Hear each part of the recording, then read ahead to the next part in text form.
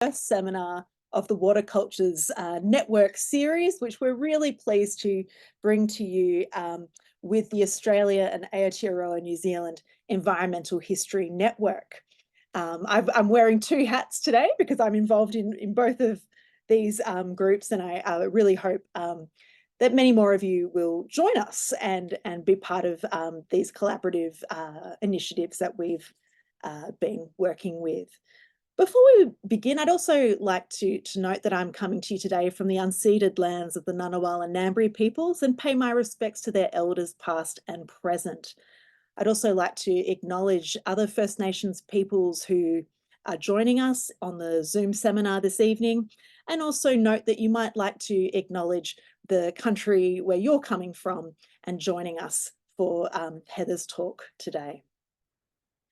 So, as many of you will know, Professor Heather Goodall from the University of Technology, Sydney, is a pioneering environmental historian, a generous mentor and colleague, and she has worked extensively on the Upper Darling River and region more broadly. She's the author of many award-winning books, too many to mention all of them, but of course we can't go past Invasion to Embassy, the biography of Isabel Flick, Rivers and Resilience, and most recently, George's River Blues, along with many more monographs and edited collections.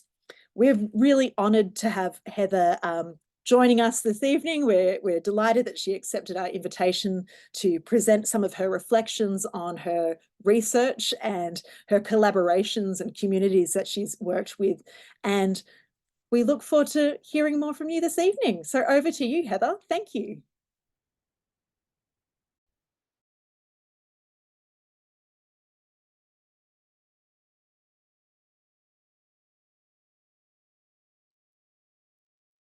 You're on mute, Heather.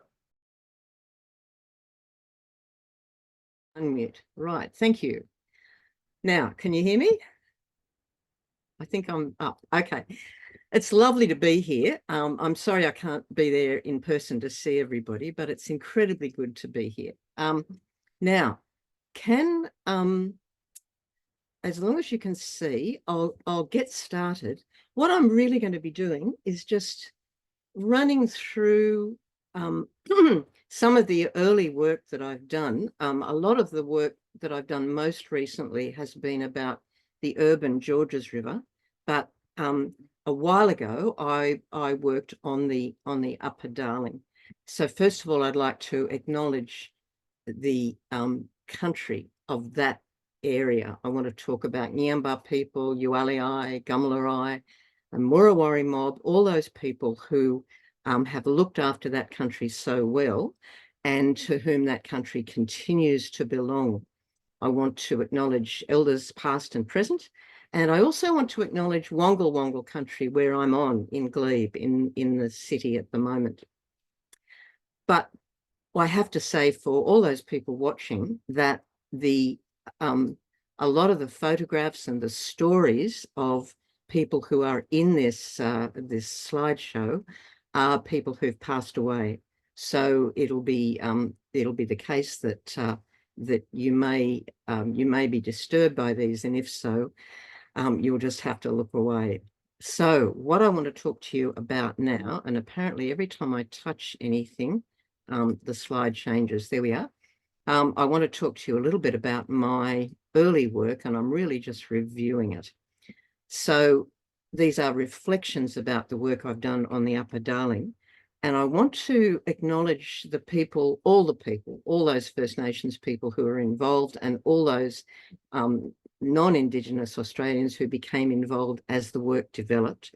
And I particularly want to acknowledge the scholars that I worked with, the really fantastic researchers, Damien Lucas and Jodie Frawley in particular, and Brad Mogridge, Associate Professor in Hydrology, Gumalarai man, and he is at the University of Canberra, and he's been a really important advisor.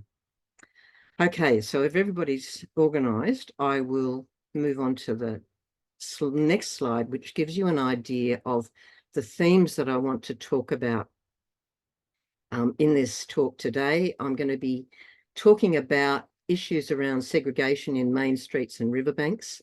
I'm going to be talking about the ways in which First Nations people have challenged this segregation and have reclaimed control in many ways over cultural flows.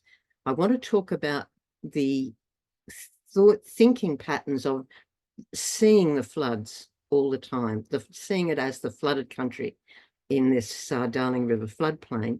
And finally, I want to talk about a project called Talking Fish. So the area that I've worked in, this is a map from the Murray Darling Basin Authority, and you can see the hatched area at the top is the underground water of the Great Artesian Basin. And in fact, a lot of the work area that I've been involved in has been in this area. Coincidentally, this was areas where I got to know people, areas like Burke, Brewarrina, Ngonia, Gaduga, down to Wilcannia and Broken Hill in the west, but upriver from Burke, Brewarrina, Collarenabri, and Gaduga, St George, as I've mentioned, in Queensland, Toomelah, and I'll talk a bit about Toomelah and Brewarrina in particular today. And I lived at Dubbo for a while as well. So those are areas where I was able to work, I was able to research and talk to people and learn a little bit about their views about country. Now, if I can just get on to my next page, I'm going to be picking up my first theme, which is about rivers as segregation. And a great many of the ways in which early Anglo settlers approached the idea of colonisation, of settling in Western New South Wales, was to see rivers as fixed borders, as boundaries. And Aboriginal people's areas where they're allowed to live were always on the other side, the flooded side of the river, whereas the main streets of the towns that were built were segregated. Aboriginal people were only allowed there at certain times of the day, never at night, certainly in Brewarrina, which is my main example. This is the bridge over the river. You can see it's able to be raised for the steamers that came up to get the wool upstream. This was an area, a passageway that could be easily policed. So the segregation was very real. The police would be stationed on that bridge and Aboriginal people would not be able to pass. So in Brewarrina, I'll talk about the Aboriginal constructed fisheries at Barwon 4 on the other side of the river. Was one place where people camped. They camped on the Mission, which meant it was a managed station, a protection board station that was some 15k out of town, again, on the flooded side of the river. But West Brewarrina was a new housing settlement developed in 1965, separate from the town, but in fact on the same side of the river. However, it was across a channel that flooded. So whenever the water came up even a little bit, that channel would fill with water and the Aboriginal community would be isolated once again. So rivers were used as ways to segregate and keep Aboriginal people out of the white town. However, Brewarrina, like many towns, was one in which Aboriginal people resented this segregation. But Brewarrina was unusual in having this extraordinary engineering feat. The ngunu, it was called, the fish traps. This was on a bend of the river, and I can show you a map of where it was in relation to the town in a moment. But it was a series of carefully constructed pens, which were in a part of the river which fell very rapidly. So it meant that fish going upstream would be able to swim into these traps and then wouldn't be able to find their way out. This was an extraordinary feat which reflected the knowledge that First Nations people had of the river. It was on Yamba country, but there were conventions which ensured that the people to the north, Ualii and Murray and others, were able to draw from the fisheries. There were always marvellous numbers of fish in these pens, and it was an important way in which First Nations people were able to resource the big ceremonies which would take place here. This drawing, this surveyor's drawing, was done by A.W. Mullins in 1906, and it shows you the way that the pens were constructed, but it also shows you that there had already been damage. There was a causeway which was built across from the township, and it had been built largely by dismantling those extraordinary pens and putting them into a roadway which would allow vehicles of white townspeople to go across. So here are some photographs of the fish traps, and you can see the way the water's running strongly. As I said, the bed of the river fell very rapidly in this area. It was a perfect place. It didn't matter whether the water was low or the water was high. There were always fish traps that were exposed. You can see how big they are in this image, because there's a figure at the front. There's a man who's drawing fish out of the water. And here again, more figures at the front. You can see this is the water when it's low, but there's still fish because the traps, some of the traps are covered, this very extensive area. So here is the township, and this is what colonialism was like in rural areas of Australia, in rural New South Wales. The town was located close to these fish traps, which were here. You can see the town's streets, because the fisheries were so effective. They gathered so many fish, it meant that the township could be well supplied. But at the same time, the white townspeople segregated not only the main street, but the school, and denied Aboriginal people access to the streets and the services of the town. So it was a way of appropriating Aboriginal people's not only land, but resources and ingenuity and knowledge of the country, and at the same time denying Aboriginal people access and arguing that they would disappear. In fact, no white townspeople argued that this couldn't possibly be an Aboriginal construction, because it was too thoughtful and clever and insightful and effective. Nevertheless, it had been there for many, many hundreds of years. Now, Brewarrina First Nations people set about reclaiming their ownership over the fisheries. And in the period when I was going up there, I guess I went up there early in the 1970s, and I got to know people very well. I got to know Essie Coffey, who's the woman in this photograph, who was the subject of a film, a short film about her life. And she was a very strong activist, a Murray woman, an activist who demanded that Aboriginal rights be respected. She was also a country and western singer, and she and her family had a country and western band.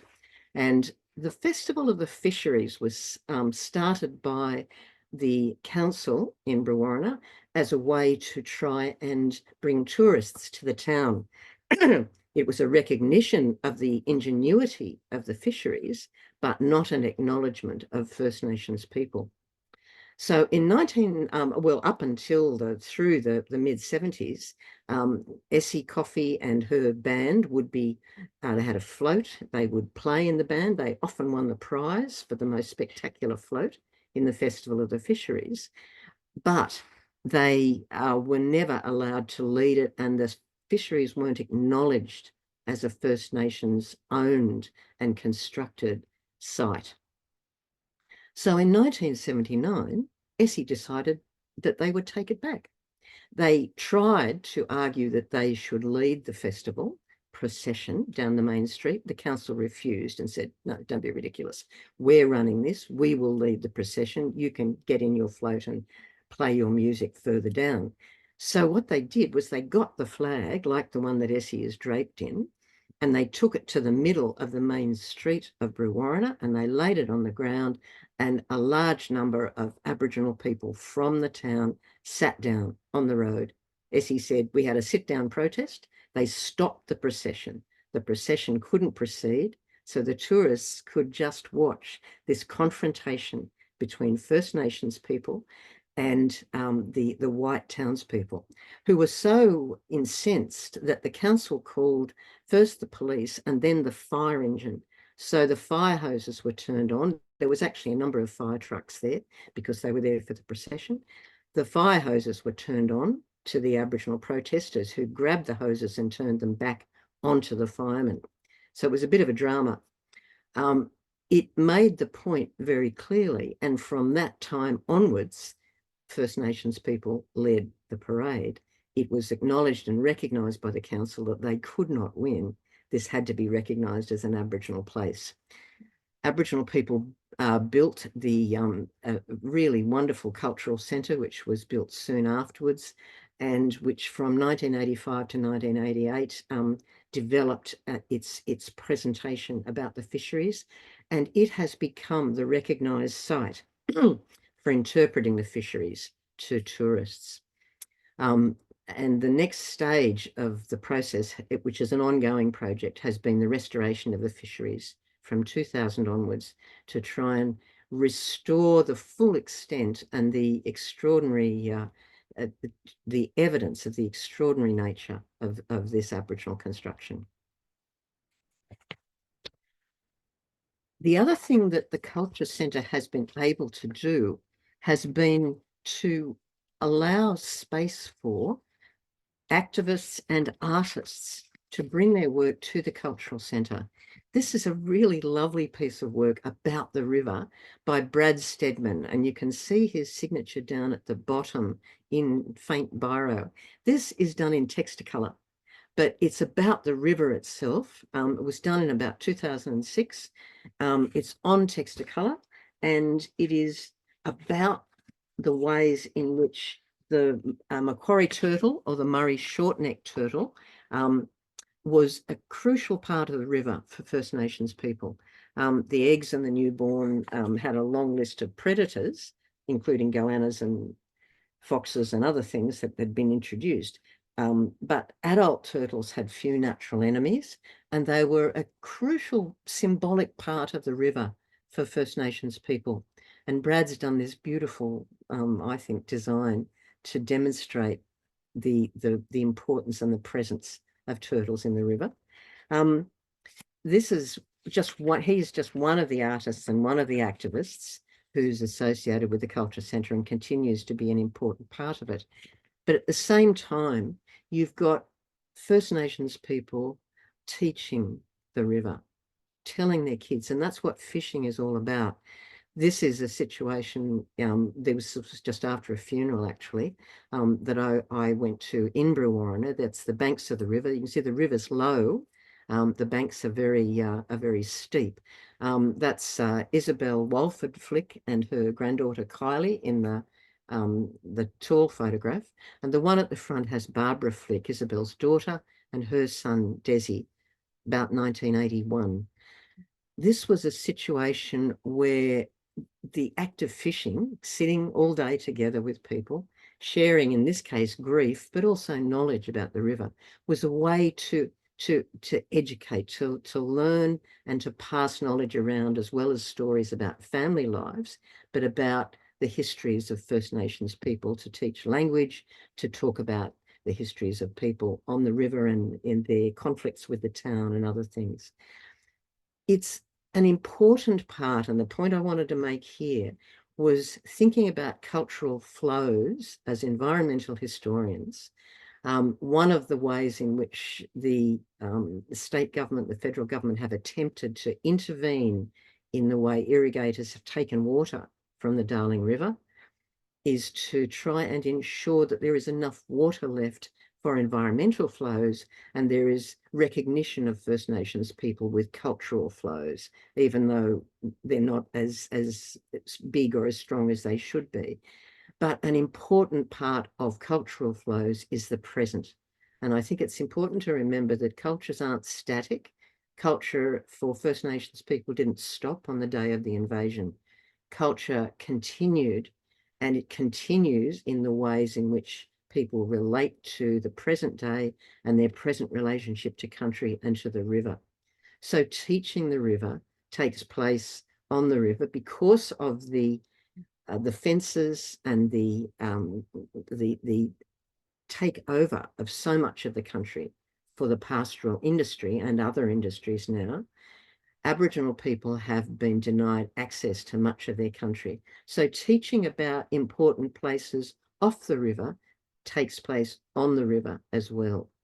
And so thinking about culture involves thinking not only about the past prior to the invasion, but it means thinking about the present, the history up to the present, and the future. The goal for young people like Desi, who's now a man with his own family, to be thinking about where they are going in the future and about how they will be able to care for their country in the way that their ancestors have done. So in that sense, the importance of the riverbanks and fishing and the flooded country is to be aware that people are learning all the time about how they are reclaiming cultural flows and reclaiming their country. Now, a third project in which I was involved had the theme of the flooded country, and it involved myself as a researcher and Damien Lucas working with a much wider group of people, not only First Nations people who belong to that country of the Upper Darling, but to settlers as well, to graziers in particular, thinking about the way black soil, the way that flood occupied the imagination, not only when it was there and visible as it is in this photograph, but when it wasn't there, partly because the flooding that came down from the tablelands would bring silt, and that silt would be deposited on the country. So the floodplain could be shown and delineated by the black soil which had been left by the flood. The flood was part of the way that the river and the land there was imagined. And it was important because the black soil retained water. It was valuable for the ways in which pastures could be grown, crops could be grown, and it was a defining characteristic of that countryside. Underlying it was red stony ground, so the higher patches were red hills, and you could see it was more stony. But all the low-lying areas were all black soil brought by the many, many floods which had occurred over many thousands of years. So that was why it was called the flooded country. We talked to a wider group of people, and those interviews showed us often the limits of language. First Nations people had language to describe how strongly they felt about the country. But for many of the graziers and the small farmers who were had perhaps been living on that country for 1 or 2 generations, non-Indigenous people who had great affection for the country, they had very little language to describe that affection, to express their concerns about it or their feelings for it. In fact, a number of the people that we interviewed who were trying to express those feelings reverted to the language of profitability and the commercial valuation that could be put on land, because that was the only language they had to describe how important it was to them. Some of these people were staying there clearly intending to stay until they died. They wanted to be on that country because they loved it, but they had no language to describe it. And it was one of the great strengths of First Nations people that they did, in fact, have a language to describe it. But what the Flooded Country Project showed was that there was anxiety because so many of the people we interviewed used this phrase, the river runs backwards when they turn on the pumps. They were talking about the irrigated cotton growing that was occurring increasingly across the northern part of the Murray Darling Basin, the Darling River Basin, and the tributaries. And this phrase people argued that it had related to a particular event, particular pumps being turned on a particular occasion, but the phrase had spread so far, it had come to express the fears and that sense of disorder about having cotton growing. Cotton has become a highly technological, mechanized industry, and it is necessary to level the ground. It's done with laser beams to ensure that it's completely level, so that the water and the correct herbicides and pesticides and fertilizer can be delivered with precision. And that has meant that the land has become unrecognizable, and that it is obliterating and obscuring the sense of belonging to country that might have been there before. This is a photograph from the Parkdale aggregation cotton fields near Gundawindi in 2020. Cotton has, we can talk about the allocations of water in a moment, but cotton has in fact expanded despite not having water in years of drought. When there has been water available, cotton fields have expanded. It's a profitable crop. This has generated unexpected alliances, so between graziers and Aboriginal communities in particular. And I've just described to you the long history of appropriation of land by the grazing industry, and by townships, the appropriation of water as well. So there's no love lost between Aboriginal people and their colonisers, but they have come together in concern and anxiety about the ways in which intensively irrigated cropping has changed their country that they know and that they care about. So in that sense, the cotton industry has been an important change in the way that both the land is used and the people relate to each other. Siobhan McHughes has written a book called Cottoning On, published in 1996, which is a pretty good indication of the ways in which the cotton industry has organised itself and the goals that cotton farmers have in being able to maximise profits and to essentially isolate themselves from many of the older residents in the area. The cotton, in fact, did bring some values to some people. There are graziers who are concerned, who are thinking that maybe there will be profits involved. They can turn part of their land into cotton farming. This is a very recent map, from 2022, I think, of cotton growing areas in New South Wales and in Eastern Australia. And you can see that they extend around many of the tributaries that lead into the Upper Darling.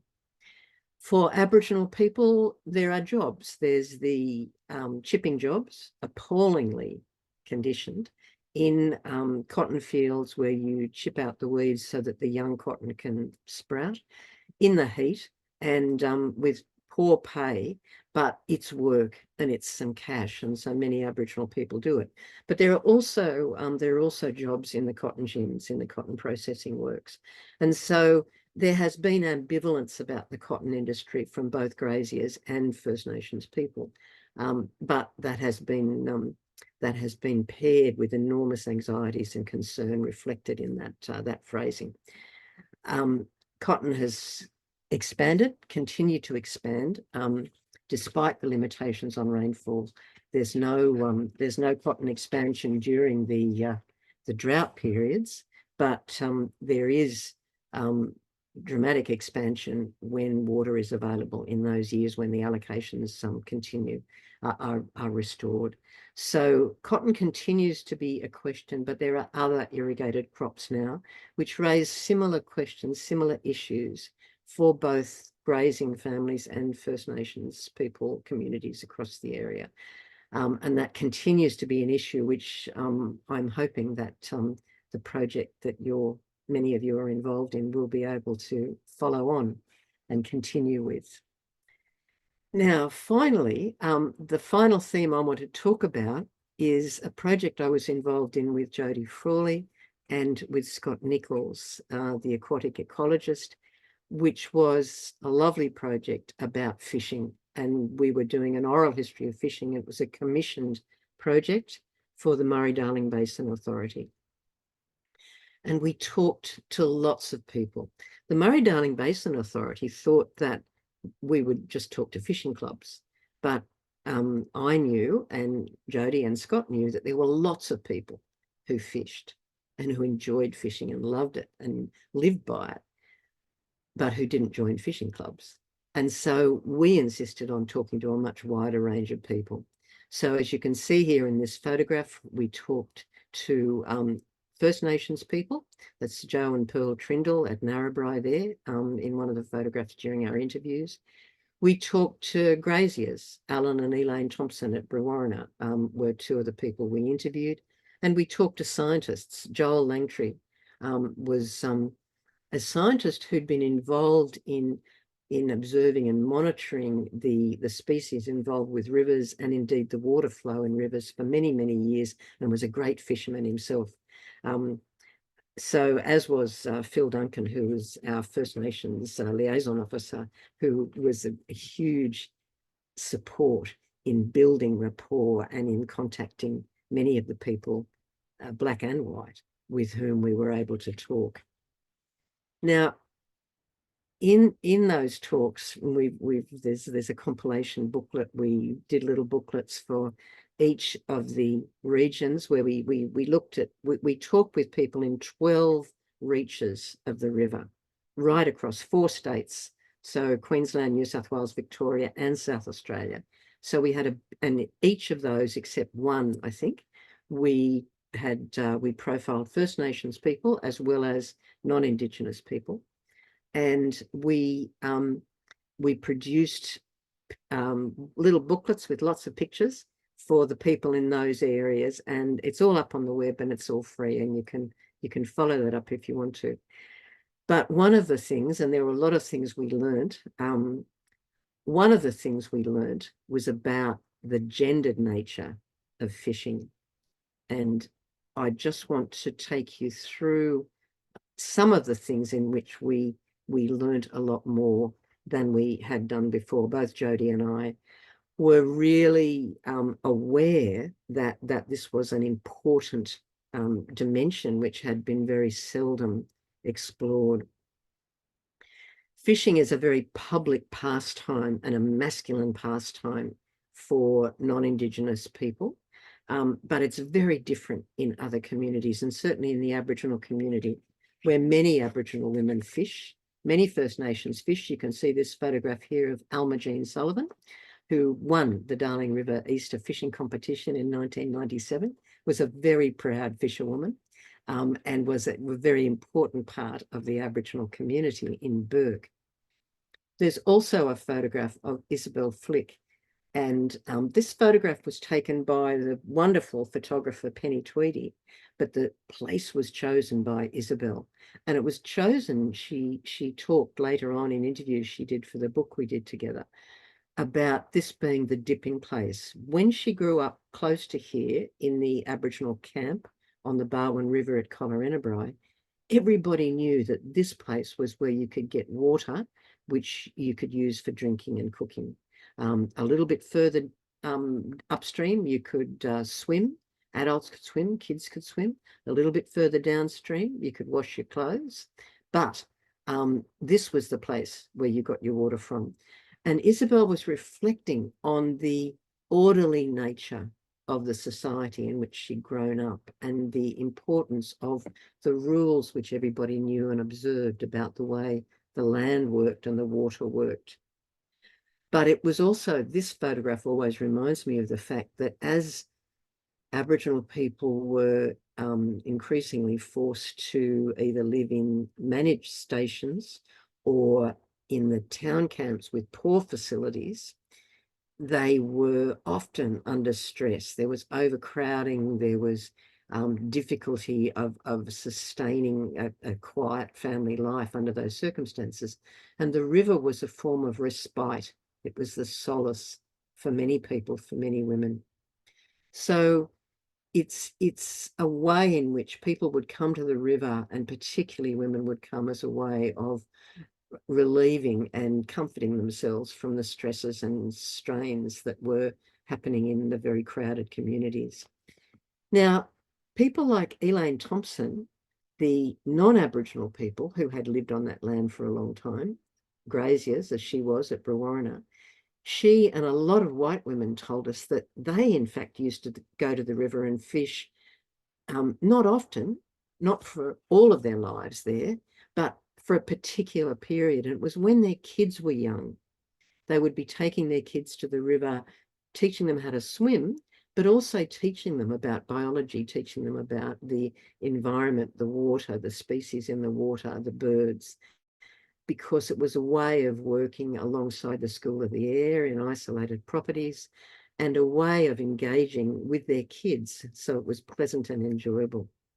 So women had quite different experiences and quite sustained experiences of being on the river, and often of fishing, which were different from those of men. And it was one of the things which we were able to bring out in some of the booklets that we did, and which we've talked about on other occasions. So this has continued on the river. This is Collarenebri, the Barwon River at Collarenebri in 2004. When I was up there for yet another funeral, but there were some lovely times there, and all of those times were on the river. People would share times on the river. Kids were there. There'd be an older person, a granny, who might be looking after them, keeping an eye on them, and talking to them about fishing, talking to them about country and other places. And so that sense of teaching and knowing the river continues. It is part of the cultural flows that are essential in the way we understand the needs of the river and the needs of the people on the river. Cultures involve the present. They're dynamic. They're not only about the past, they're about the present. And as you can see in this photograph, they're about the future. So I'll finish there. Thank you very much. And happy to have questions. So I'll stop sharing if I can. Turn that. Wonderful. Thank you so much, Heather. It's wonderful to sort of go on this journey with you and see your different projects and how they've borne fruit over time. I can stop your sharing if you like, so you can avoid. Now I'm back on. Okay, now I can right, back on the big screen now. Yeah, thank you. Well, over to all of you who have been with us during Heather's talk. I wonder if there's any questions to kick us off. I might start with one while people collect their thoughts. I'm wondering what drew you to the river, Heather. I know you've worked on Central Australia as well, but what took you to the Darling? Well, actually, I got to know that area because when I was at university, I mean, I grew up in Bankstown. I know the Georges River a little bit, but it was a gutter when I lived there. But when I was at university, I met up with some of the people like Peter Tobin, who became solicitors with the Aboriginal Legal Service, and he went to Brewarrina, to the first Aboriginal Legal Service office in Brewarrina, and I went up. I used to visit him up there, and I got to know people. And when I was looking for a PhD topic, I was talking to Tombo Winters, the field officer of the legal service there, who was one of the people whom I got to know. And I was telling him that I was, looking at social history and oral history. And he said, well, look, there's a whole lot of old people up here who want their stories told, who are happy to talk. And so I was starting to work with oral history and talking to old people about their memories. And the river is just central. People are aware of the river. When friends of mine from Western New South Wales would come and stay at my place in Sydney, they'd want to know what was happening with the river at Brewarrina. They'd make phone calls and they'd listen to the news to hear whether the water was up or down or what was happening. The river's a central part of the way people know the country, and that's partly because of this the fences and the locked gates that now lock people out of their broader country, but it's also because the rivers have got so many stories on them, so many stories that are part of the overall creation and knowledge. And as I said, the childhood and the growing up of so many people. So the rivers are central. Well, thanks, Heather. It's always good to sort of see what motivates people and what leads them into their research. So I've given people some time to have a think. Have we got any pressing questions? David Nash, is that a hand that's up or a hand in thought? I think it's a hand in thought. It might be a hand in thought. They don't have to be pressing questions. Any They could be, yeah, musings, wanderings, meanderings. Or shared thoughts. We have Michael Hewson with a raised hand. Yeah, good on you, and thank you very much, Heather, for your talk. I was just wondering if there's restoration work that has been taking place since 2000. What is the current state of the restoration? Is it to where long memories have put them in place, or is there yet work to be done? There continues to be work to be done. The weir is still there, I have to say. The weir has been a major problem. It was placed over some of the pens that had been constructed. It's such an important part of the river geographically as the bed falls and it bends.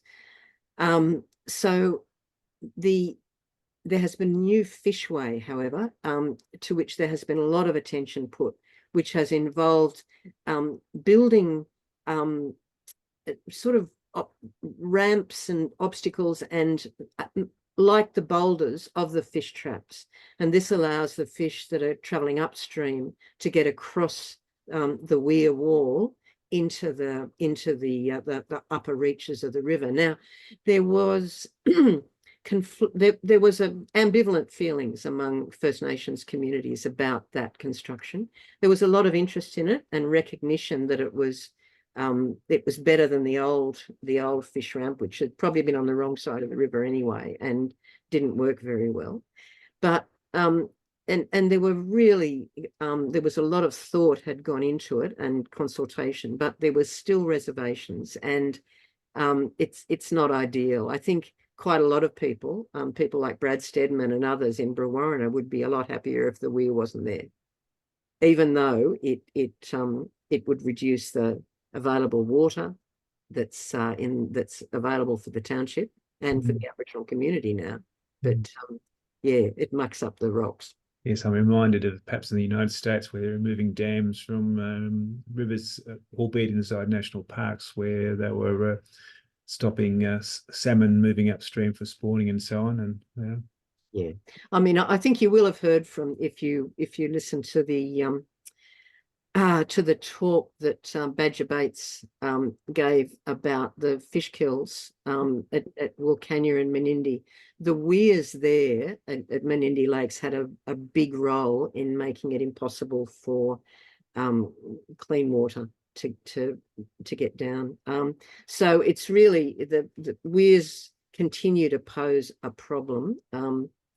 Nevertheless, I mean, they allow accessibility of water, but they're primarily there in order for irrigators to draw water rather than the towns themselves or even the human populations around there. So it's problematic, but they're certainly they certainly continue to pose problems.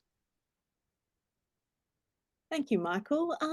Margaret's popped a question into the chat there, which I'll take the liberty to read out, about asking you to elaborate on this phrase, the river runs backwards. Could you tell us a little bit more about the concept and what it means, the feelings behind it? We found this sentence was just really widely repeated in the interviews. So Damien and I found this, Damien Lucas and I, who were doing the flooded country interviewing and talking with both First Nations and non-Indigenous graziers and townspeople. Many people would repeat this phrase. They'd say, oh yeah, the cotton, the river runs backwards when they turn on those pumps. quite often somebody would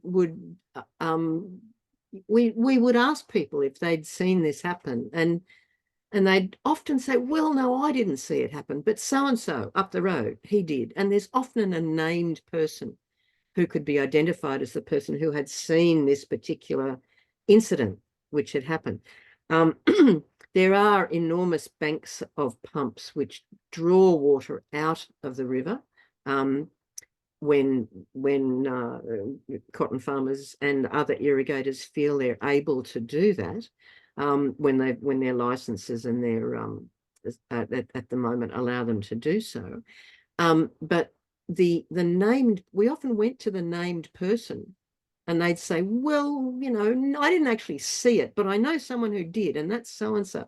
And it became clear after a while that I never actually found anybody who had actually seen this happen. But it's a very widely held belief that it does happen. And it was a way of expressing this sense of terrible disorder, this upside down nature of having intensive irrigated agriculture on the land. Now, graziers and the grazing industry had done an enormous amount of damage to a lot of areas in the country. It's hardly as if this was an industry which had been environmentally sustainable. There'd been all sorts of damage done, but nevertheless, there was a feeling that intensive irrigation was more damaging and was doing causing more problems, not just to the landscape, but the water. And that was widely held. And it brought Aboriginal people and the and graziers together in a way which I wasn't aware of ever happening before. It was very interesting. There'd often been intense conflict, obviously, over land being taken and access being denied. So this was an interesting coincidence of feeling and concerns and fears, and it was often expressed with that phrase. Thanks so much. Thank you, Heather. Thank you, Margaret. Over to Dan Schultz, who's one of our PhD students here at the ANU. Dan? Hi, Dan. Hi, Heather. Thanks so much for your talk. That was excellent. I just wondered if you'd come across anything other than Siobhan McHugh's work on the cotton industry in Namoy and elsewhere. Anybody who's been documenting, particularly in the 60s, that history of the development of the cotton industry, or even the development of the New South Wales sort of allocation system from that period, given that I've only been able to find Siobhan's work, and whether you know any oral historians who've worked with the other side of the issue, which is these cotton barons. Look, I don't, but I haven't been working in this area for quite a long time, and so there wasn't. I mean, the water allocation, the privatization of water, didn't happen until after the cotton industry had started around Narrabri Wee War. The idea to privatize water took place afterwards in the 1990s, as I recall, and it seems to me that there's a great lack of information about both the beginning of the industry. There's some stories, but not much. But the whole question about water being privatized and allocated is an interesting question, particularly if, like, as I'm now working on coastal rivers, there's quite a different situation where the water's salt and it's not accessible for irrigated agriculture and for profit, essentially. So it might be available for water skiing, but it's not available for growing things. So it seems to me there's a lot more to be done, and if you're doing it, that's great. I'll be very interested to see it. I'm not doing it, but I hope somebody would. It would make Dan's project a lot easier, I suspect. Thanks, Heather.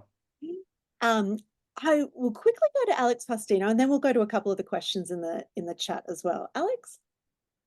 Thanks, Ruth. Thanks, Heather. Can you hear me well? Yes, I can. Okay. It was a pleasure to watch your presentation. I'm talking here from NARM, working at MIT currently, and I do a bit of research in unequal waterscapes in São Paulo, Brazil. There's many parallels between what your findings are showing and some of the things I observed studying grassroots engagement with water sovereignty. My question goes around the ways in which the intersection of land sovereignty from the indigenous people is related to the practice and the reclaiming of water culture that they want to have in place through your cases. That's very clear in my research, how regeneration and restoration of culture and traditional ways of living is so intersect. The interface of that with water is deeply intersect with the access they have to land, the sovereignty they had over land. I think your example of the fishery pins touches on that. I was curious if you came across other instances of that, ways in which having land sovereignty comes together with reclaiming water rights and water cultural practices. Look, the issue of land rights was very strongly articulated in the 1970s and 80s when I was working in this area, and that resulted in the inquiry in New South Wales, and in there was land rights legislation already in the Northern Territory in Commonwealth lands, and there was land rights legislation in New South Wales in 1983. Now, that did not address the issues of water at all. And I think it's a really interesting question that we can, particularly in this place, in this floodplain on the Upper Darling, where people see water in their minds all the time, in their imagined understanding of the land, it involves the water. So thinking about soil as if it is somehow more fundamental than water is inaccurate and inappropriate. I mean, the landscape is created by the movement of water, and water is critically important for humans and the more than human world. So it is essentially a part of the whole question about sovereignty. And it's a really important question, which is only just really being addressed by First Nations people like Tony McAvoy and Heidi Norman, who have begun to address this question about water rights and sovereignty. Tony's been very strong on this, particularly about the Murray Darling, and you'll see discussions about it in Brad Mogridge's work as well. But it's still early days, and it hasn't really been grappled yet. The Murray Darling Basin Authority, as I'm sure you know, is doing much more about recognising First Nations people's interests in water, but it's not the same.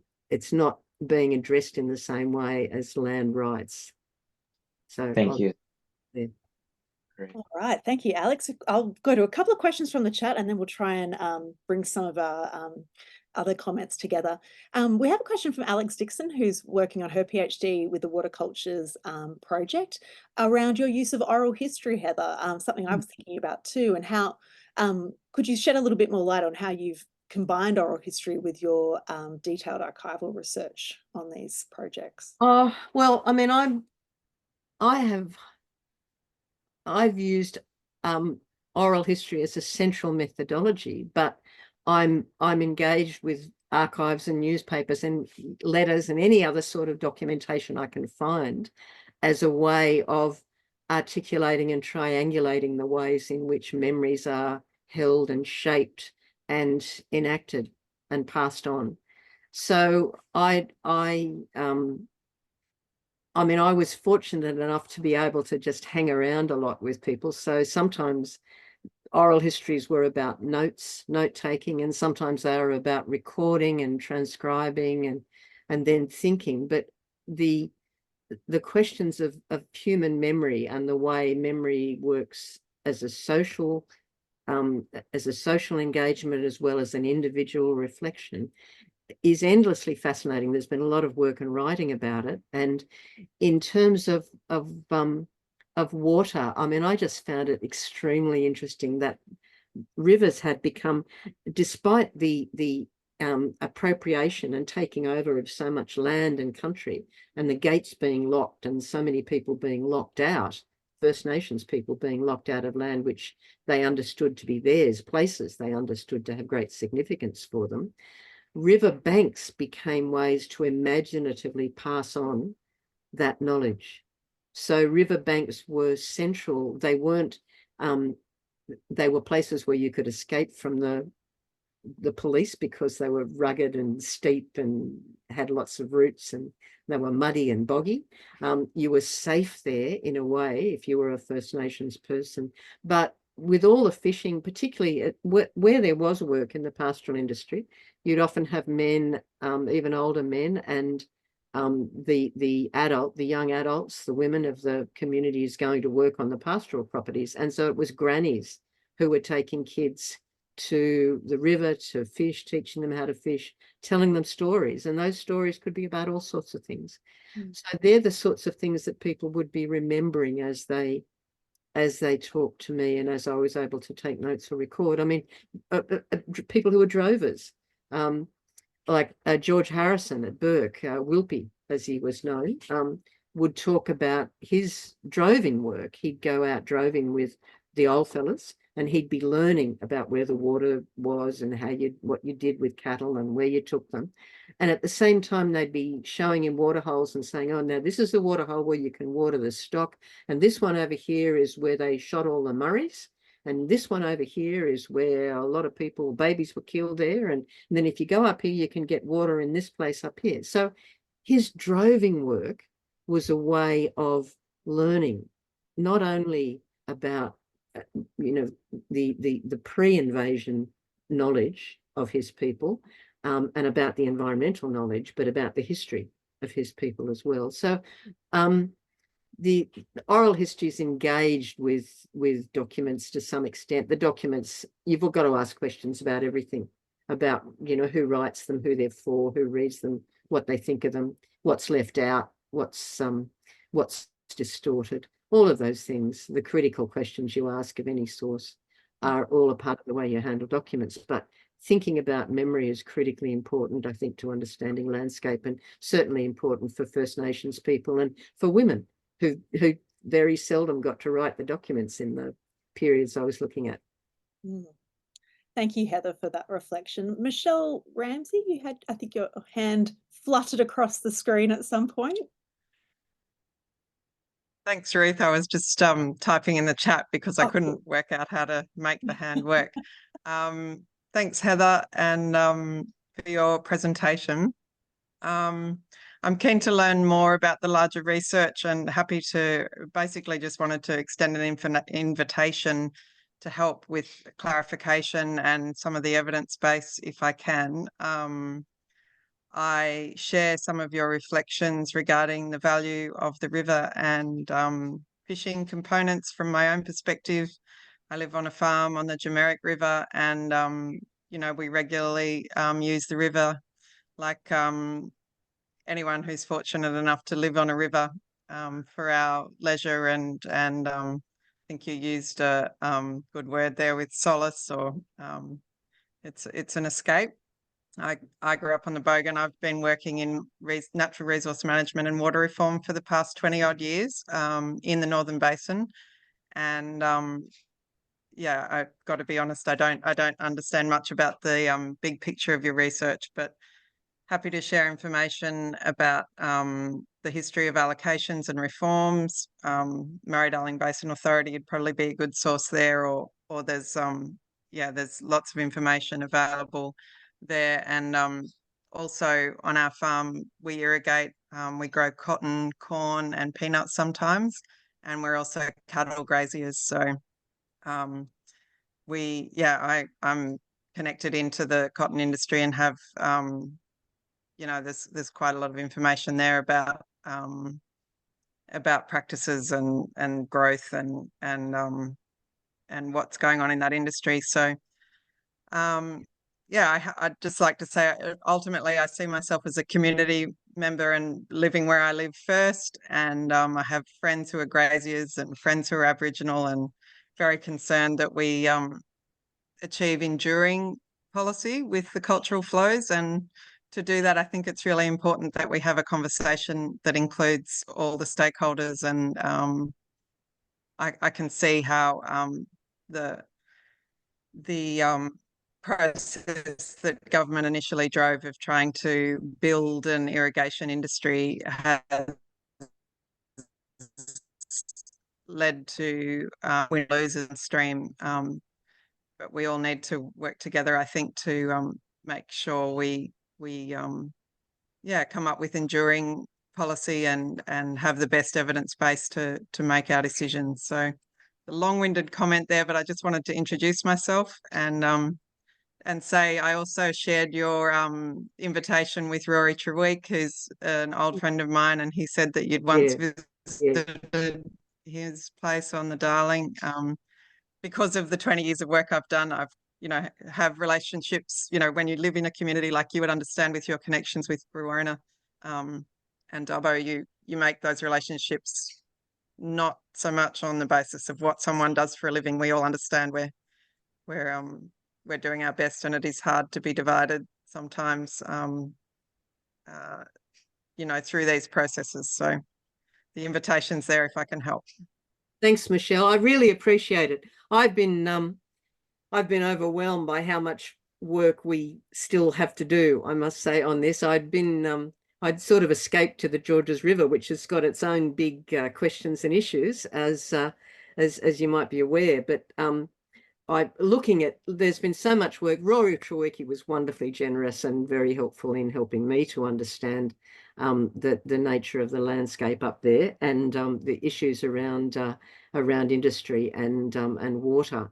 And look, I'm certainly very interested in continuing to keep in touch, Michelle. I really appreciate the offer, and I think this has been such a sort of quick run through of the work that I've done that I mean, I must say we did interview some people who grew cotton, and it's far too simplistic for me to be suggesting that cotton is some sort of unique and evil problem. It's a complex problem about irrigated agriculture, and lots of people are trying to work towards a sustainable solution which will offer resources very widely to the communities to be maintained. So I really appreciate the offer, and I'm very interested in doing some more work. So thank you very much. Thank you. Now I know we're coming up against our closing time, but I don't want to leave any questions unanswered while we have people here who are hanging off your every word, Heather.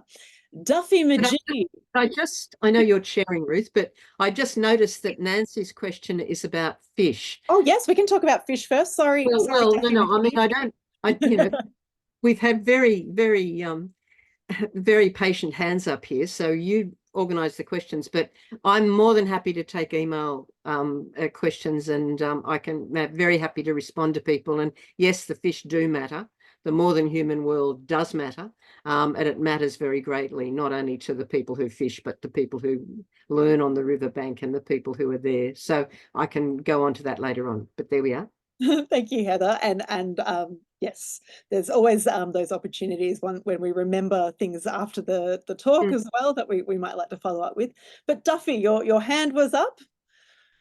Thank you. Thanks, Ruth. And Heather, thank you so much for your presentation. It was really interesting and very relevant to the work that I'm involved in at the moment, which is I'm working on the Guida Reconnecting Watercourse Country program. And so the aim of our program is to improve delivery of environmental water in the Guida catchment, in the Guida Valley. And so we're working with Gomeroi people in the Guida, and we're working with irrigators and graziers and dryland farmers that will be impacted by some of the activities that we're proposing. So, and one of the techniques that we really wanted to use is the oral histories, and to help people, to engage people and understand different perspectives. So I found that really interesting, and in particular when you said some of the white settlers found it really hard to put into words their feelings about the land. I thought that was really important.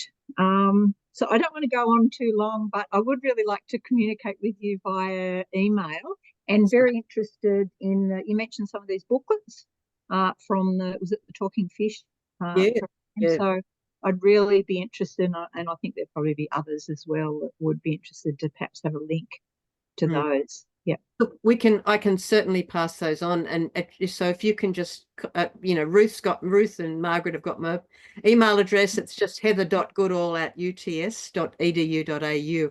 I'd be very happy to pass those booklets along. They're all up online and free on the web. They're sometimes a bit hard to find, but we only had enough funding to profile 4 people, or sometimes a couple so that made more than 4 people, but 4 interview sequences in each of those booklets for each of the 12 reaches. But we were very careful not to exclude conflicting opinions, so there's different points of view there. And oral history is really important. There's perception and emotion and lots of things which don't make it into documents for very good reasons. And so it's an important resource to be using, and I'd be more than happy to communicate. I'd be very eager to learn from what you're doing too. Yeah, thanks. Well, I'll be in contact. But one final comment I'd say is the first time I went up to the northwest, up to MacIntyre, with traditional owners up there, so elders and other people from the MacIntyre area, and I heard that term. They did say that term, the river, they're pumping and the river's flowing backwards. And they took myself and some of my colleagues up to show us the pump. Now, I didn't actually see the river flowing backwards, but what I did see was very low. The water was very low in the river, and there was this massive pump. The pumps are really big. Yeah, massive. And it was pumping out of this very low river. Yeah. So that was my experience. It's very disturbing, but I mean, it seems to me that it's a very powerful piece of language to express a deep anxiety. And I think that's why it has become so pervasive, whether or not there was ever an original event, which I have no idea, but people believe it because it reflects the worry that they have, the size of the pumps, the numbers of the pumps, and their anxiety about the river, their caring about the river. So, yeah. Anyway, thank you very much. Yeah, thank you. Thanks. All right. Well, perhaps that will be our last question for this evening. And I suppose it's pretty clear for everyone to see just how generous Heather is with her knowledge and experience working in this region using different methods and such a amazing career of working with communities, which is hard work and it's important work. And we're so grateful this evening to have you joining us online and very kindly giving out your email address to people as well. So thank you very much, Heather. Thank you to all of you for joining us online this evening, to Margaret and Alessandro as well for setting up this talk tonight. And thank you all, and hopefully we'll stay in touch for more information sharing and more opportunities like this seminar via the Water Cultures Network and the Australia and Aotearoa New Zealand Environmental History Network. It's been a long afternoon. Thank you, everyone. Can I just thank everybody for all those nice thoughts and comments. Please keep the questions coming. I'm very happy to take them all. And it's been lovely seeing here. There's people I know and I can't get to actually talk to you, but please keep in touch.